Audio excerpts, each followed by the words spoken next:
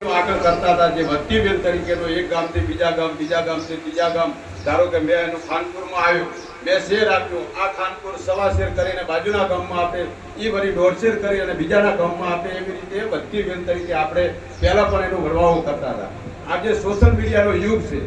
એટલે આપણે સોશિયલ મીડિયાના યુગથી સોશિયલ મીડિયાનો ઉપયોગ કરી અને ભક્તિબેન તરીકે મેં ચાલુ કર્યું છે. જ્યારે મને મારા ગુરુએ જે કાંઈ ગોદ આપ્યો, મને જે કાંઈ પ્રસાદ આપ્યો, જે મને મારા ગુરુએ જે પ્રસાદ આપ્યો, મને સંત મહાપુરુષોએ જે આશીર્વાદ આપ્યા, એ હવે હું લોકો સમક્ષ પોતપોતાના ગામ ગામ અને ઘર ઘર સુધી મારો સંદેશો પહોંચાડવાની હું કોશિશ કરું છું, જેથી કરી અને આવા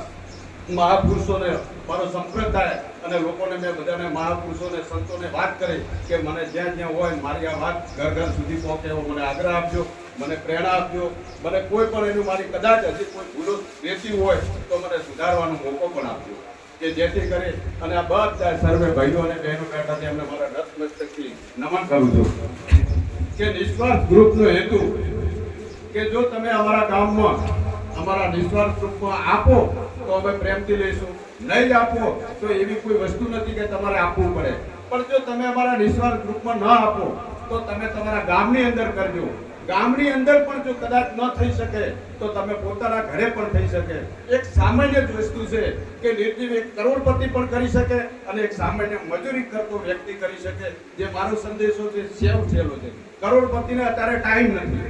કરોડપતિ પાસે સમય નથી, કરોડપતિ પાસે બહાર જવાની મોકો નથી, જેથી કરી એ પણ એના દાદરા ઉપર આ વસ્તુ કરી શકે છે, એના ઘરે પણ કરી શકે છે. જે સામાન્ય માણસ છે એની પાસે સગવડ નથી તો પણ એ વ્યક્તિ પણ પોતે પણ કરી શકે છે કે જે સવારમાં ઉઠી અને એક પાણીના લોટાની શરૂઆત કરજો, કે જે પંખીઓ માટે એક લોટો પાણી તમે શરૂઆત કરો અને 365 દિવસ થાય એટલે 365 દિવસના લોટા તમે તમારી રીતે કરો એટલે 365 લોટા થાય. બીજા નંબરમાં કે એક મોટી કણક તમે શરૂ કરો એ પંખીઓ માટે કે એક મુઠ્ઠીની કિંમત નથી, પણ તમે જે સતત આ પ્રવાહ ચાલુ થાય અખંડ, જેને અખંડ શબ્દ આપણે બોલીએ છીએ કે જે અખંડ વસ્તુ છે એને કોઈ પહોંચી ના શકે. જે પેટીની અંદર જે એક મોટી કણકથી શરૂઆત થાય, એક રોટલી ગાયને નોખજો, એક રોટલી કૂતરાને નોખજો, એક પાણીનો લોટો અને એક ચપટી ખાલી ચીડિયા નગરું પૂરજો, જેથી કરી અને કોઈ પણ ઘર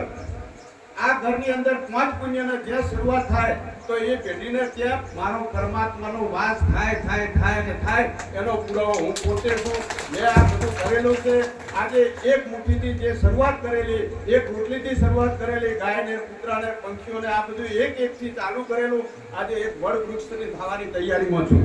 કે જેથી મારા ગુરુએ જે મને આપ્યું હતું ત્યારે મને એમ હતું કે આ બધું થશે કે નહીં થાય, પણ એવો કોઈ દિવસ મેં વિચાર કર્યો જ નથી. મને એક જ વિચાર આવ્યો કે આ કરવું જ છે અને લોકોની સાથે હું ઘણા ગામડાની અંદર જઉં છું, ઘણા લોકોને આ પ્રચાર કરું છું અને તમે પણ કરજો. અને કોઈના માટે નહીં, આપણા પોતાના માટે, આપણી પેઢીના માટે કરવાનું છે. તમે કોઈ અઢળક વસ્તુ કોઈને દાનમાં ન આપી શકો, પણ આ 5 પુણ્ય એટલે કે નાના ઊની વાત નથી, છે સામાન્ય પણ પેઢી માટે ખૂબ લાભદાયક છે. જેથી કરી અને બધાને આગ્રહ કરું છું. બીજા નંબરમાં કે અત્યારે જે આપણે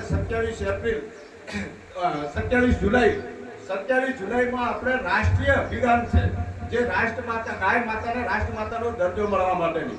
કે જે આપણા સંતો મહાપુરુષો, જે આપણા વડવાઓ તો આગળ માથા કપાઈ રહ્યો છે ગાયો માટે, પણ આપણે એવું કોઈ કરવાનું નથી. આપણે તો ખાલી એક સહી કરવાની છે. જેથી કરીને બધાને આગ્રહ કરું છું કે તમારા ગામની અંદર કે તમારા આજુબાજુમાં કોઈ પણ વ્યક્તિ આવે, કોઈ ગૌ ભક્ત આવે, ગૌ રક્ષક આવે કે ગૌ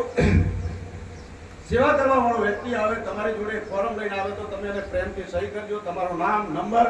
આવી રીતે જે ભાઈ કે એવી રીતે આપજો અને એક સહી કરજો, જેથી કરીને વધારેમાં વધારે સહીઓ થાય તો આપણે ગૌ હત્યા આપણે બંધ કરાવી શકીએ. આપણે ગાય માતાને રાષ્ટ્ર માતાનો દરજ્જો મળે કે જેથી કરીને આ રઝળતી જે રખડતી ગાયો છે એ ગાયો એની વ્યવસ્થા સારી થઈ શકે. જેથી કરીને લોકોને બધાને બે હાથ જોડીને વિનંતી કરું છું, આગ્રહ કરું છું અને મારા નતમસ્તકથી બધાને નમન કરું છું કે આ વસ્તુ ખૂબ ધ્યાનમાં રાખવાની જરૂર છે અત્યારે. અને અત્યારના સમયમાં જે આજે વર્તમાન જે વર્તી રહ્યું છે કે જે સરકાર, કેન્દ્ર સરકારમાં મોદી સાહેબ છે, ઘણા લોકો સારા કામ આપણા મોદી સાહેબે ખૂબ કર્યા છે અને કદાચ આપણો પણ ઉત્તર સૂર્ય ગાય માતા અમે જો કદાચ આ સંસદ જો તાકી જાય અને આપણે ગાય માતાને રાષ્ટ્રમાતાનો દરજ્જો મળે કે જેથી કરી અને આપણે આ રઝળતી ગાયો માટે આપણે ખૂબ કરીએ છીએ. આપણા વડવાએ તો કર્યું, આપણે અત્યારે વર્તમાન કાળમાં પણ લોકો ખૂબ જાગૃત બન્યા છે. પણ જો એક આ સહીથી જો કદાચ આજે સરકારે મોગીથી 40 કરોડ સહીઓ કરવાની અમને આપવાની રજૂઆત કરી છે, સંસદ વાળાએ રજૂઆત કરી ભાઈ 40 કરોડ સહીઓ તમે આપો તો અમે ગાય માતાને રાષ્ટ્ર માતાનો દરજ્જો આપીએ કે જેથી કરી